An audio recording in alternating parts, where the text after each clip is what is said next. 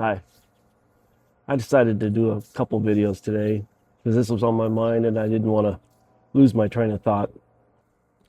What I want to talk about is being retired and not preparing for retirement the way I probably should have. Through the course of my life, uh, I've had lots of jobs, made some money, made good money at times, but through the course of uh, bad decisions, divorce, things like that, I come into this part of my life basically living on Social Security. It's entirely my fault. I could have prepared better. I could have done better. But some people don't have the opportunity that others do. Some people don't have weren't given the opportunity for schooling and I'm not making excuses because there are people that are, don't get me wrong, because somebody will say something. There's people I know that had nothing and went to school, paid for their own schooling, worked several jobs, things like that. Um, I'm not one of them. But the point being, I think a lot of people probably in the same boat I am, and it's kind of the consensus. I think that well, you should have prepared better, or Social Security is not meant to be a retirement income, and I realize that's the case. But that being said, it doesn't matter whether it was meant to be or not. A lot of people are in that situation, regardless of whose fault it was or their ignorance. In today's world and the way things are going, trying to survive on less than $2,000 a month, just with the food costs the way they've gone up. And I don't know I guess there are reasons for that, and I'm not going to get into that, but just they've gone up to such a point where we don't even buy red meat anymore. I mean, I've gotten to the point where my wife and I go into the grocery store and walking by the meats, and I just pass by them without looking anymore. I don't even look because it's almost like a false hope. But for a pound of hamburger, it's usually around 6 or 7, somewhere in that, at least where I live. And that's manageable, I guess, but I can buy other types of meat cheaper. But even that, I've noticed the pork's gone up, chicken has gone up. Things are rising. Insurance has gone crazy. Our We have our house insurance and car insurance combined, and they went up again. And that just keeps going up here. But I'm going to get around to the gardening thing because that is one of the things that I'm doing to help supplement our food cost.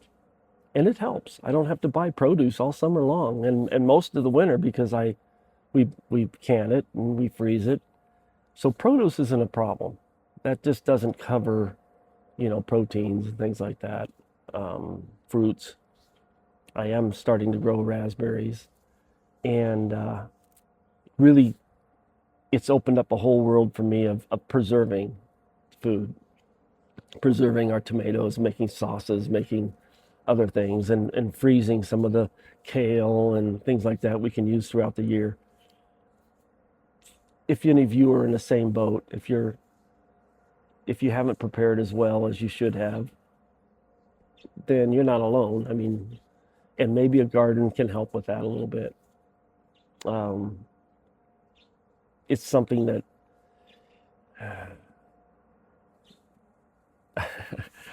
initially I don't know if it's cost effective or not. And I think about it because in the beginning there's a big expense, and especially if you're going to do like raised beds like I did.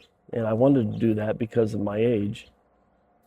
The older I get, I'm not going to get any more mobile, but I'm starting to see the rewards for it now. The ease in gardening is huge with the raised beds. The 3 foot tall beds, I can sit down and garden, and that's wonderful. Uh, but if any of you that are retired are going through the same thing, then you're not alone. And I understand. We go through it. We survive. We do fine. I'm not complaining. I'm not going to complain about anything. I love my life. There are those of you like myself that are living on a meager income. Maybe a garden's the answer. I'm just going to help myself. and help my wife and I with what I can grow, what I can preserve, what I can put away, and prepare for the winter with the produce that I produce in the summertime. Our ancestors did it, our grandparents did it. They survived that way. More and more important, I think, to have a garden. The food today is unsafe. A lot of the food is junk. You know, even the fruits and vegetables, you go into a store and your green peppers are all just one, they look like they're copied. Tomatoes are just a very poor excuse for tomatoes. Somebody said it once, I'm just repeating what I heard, but I thought it was funny. A tomato today in the grocery store tastes like disappointment. It's true. Some of the things are okay, you know, a potato's kind of a potato, but we grow potatoes and I think they taste better. I think they have more flavor. Your pepper varieties, you can grow so many different types of peppers. You can grow so many different types of tomatoes, and the flavors you can get with different types of tomatoes. So this doesn't even go into the cost effectiveness of it. It goes into the enjoyment of eating your vegetables and stuff, your produce. The pleasure of eating is so much more. It's not just a tomato, it's a taste explosion, you know. All the greens you can grow, the different types of lettuces, and the variety is amazing. So a lot of reasons to grow a garden. I can't think of many reasons you shouldn't.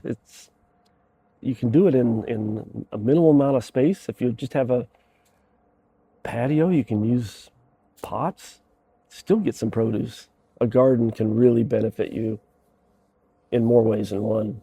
And it's benefiting us and helping us with our grocery bill and our health. I think it's been I think it's been a huge benefit to coming back to a home and discovering gardening. So I hope if you don't have a garden, I hope you'll give it a try. And hey, thanks for listening. I just thought of this and I just wanted to get it on video. I hope you come back. Take care. Bye.